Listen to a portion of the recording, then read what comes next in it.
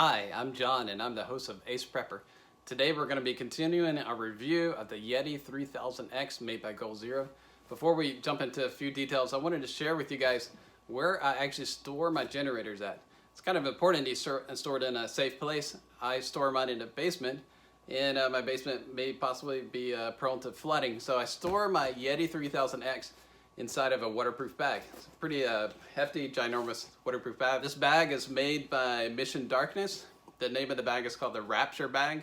And I'm able to store all of my solar panels, including my two Yeti 3000Xs and one Yeti 1400. So I just want to share that bit of information with you guys, hopefully help you out. It's important to store your generator in a place that's not going to get wet. This particular bag actually has some EMP shielding in it as well. I'll open it up for you. I don't know if you can see. It's a substantial bag here. Get out of the way. So if you open it up, you can see that this bag is pretty waterproof, pretty hefty. But it also has the EMP shielding on the inside. That's the silver layer there. It has 3 layers actually. And I keep my generators and my solar panels in there, as well as my other electronic equipment that I don't want destroyed. So I just want to share that bit before we jump into this review. All right, so we're going to try to bring this Yeti 3000X up a flight of stairs here. I've been picking the thing up and down, bringing it up and down the stairs. Not too much trouble there. It's around 70 pounds, so it is a little bit heavy, but I'm able to do it. I figured just for the heck of it, we'll try this cart that comes with it and see if I'm able to come up and down stairs with this. It might be useful for some of you guys to know this. Again, I've just been carrying it up the stairs without this cart, but let's try it and see what happens. Okay. That's a lot of clinking going around there. Let's try this. Okay. Definitely put a dent in your stairs.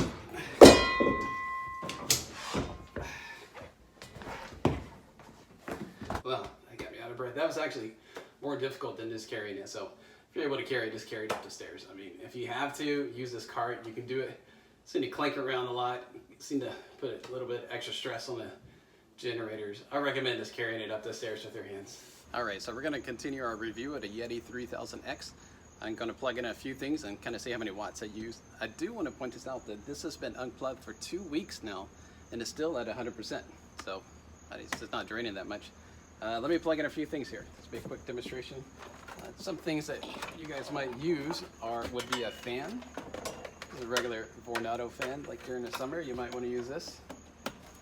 Plug it in. Turn on the AC. I feel the fan blowing automatically. All right, so it's at 42 watts, running just fine. That's great. Put that on me nice. And let's turn it up to full speed. All right, so there we go. So easy. It says it can do that for about 56 hours. So if you're in the summer and you want to, plug in a fan, you can do that. Preferably not outside. Let's cut that off. Let's plug in something else here. During the winter, this is an infrared heater. Probably the most efficient that you're going to find. Let's plug this in. Got this off of Amazon, but it's still pretty cheap. Turn one of them on. It's at 446 watts. Of course, it takes a little bit of time to heat up, but again, this is an infrared heater. At this, you're going to be able to probably do it around 6 hours or so, I would imagine. So if you had, a couple of these, I mean, this is on low. Let's see what's on one. Oh, it drops down to 215 watts. So I guess that could keep you warm for 12 hours. I mean, it's not a huge heater, but it's an option. Especially if you have 2 generators, you get 2 heaters. All right, so you can run a heater for some time until you heat up the room during the summer. During the winter. So unplug that. Able to run that just fine. Some things people have asked are, can I run a laptop? This is a MacBook Pro 15-inch. Just gonna plug it in AC. See how many watts. I have no idea how many watts this runs actually.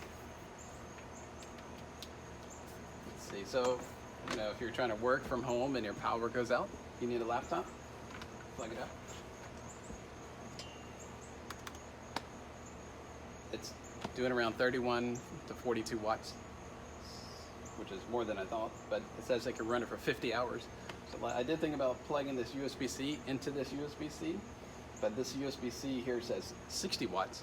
And on my my little plug here, it says it requires 87 watts, so I probably wouldn't do that. I would just stick this into the AC charger here.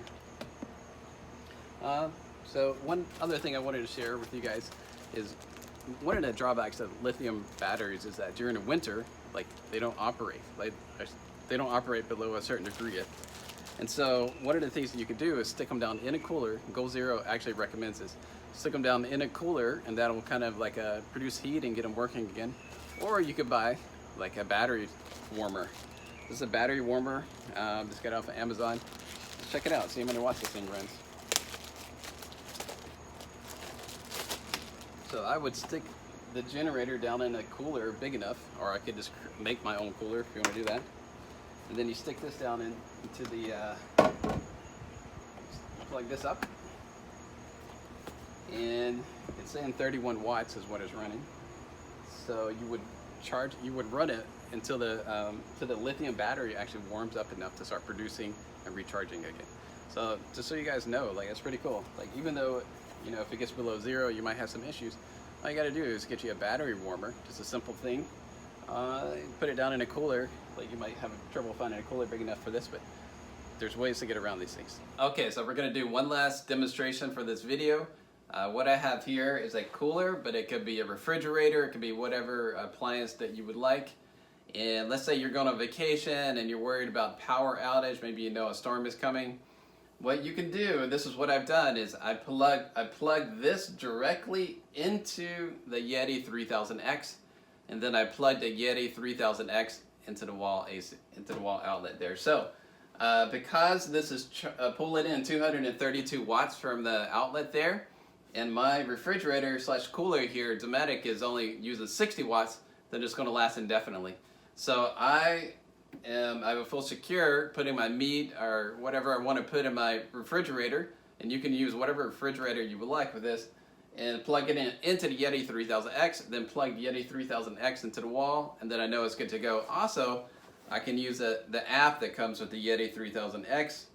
I'm looking at it right here. I don't know if you guys can see, but it tells me how much power is drawing from it. It tells me that it's working, which is the most important thing. I could cut it off if I wanted to.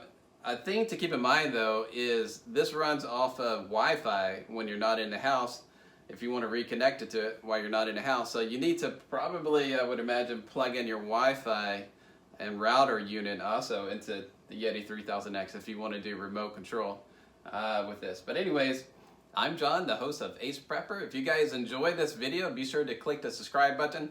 Also, be sure to write me in the comments section if you'd like to see anything else in the future videos. There's lots of videos to come, so be sure to be a part of this channel. And I hope you guys have a great day, have a great night. Talk to you later.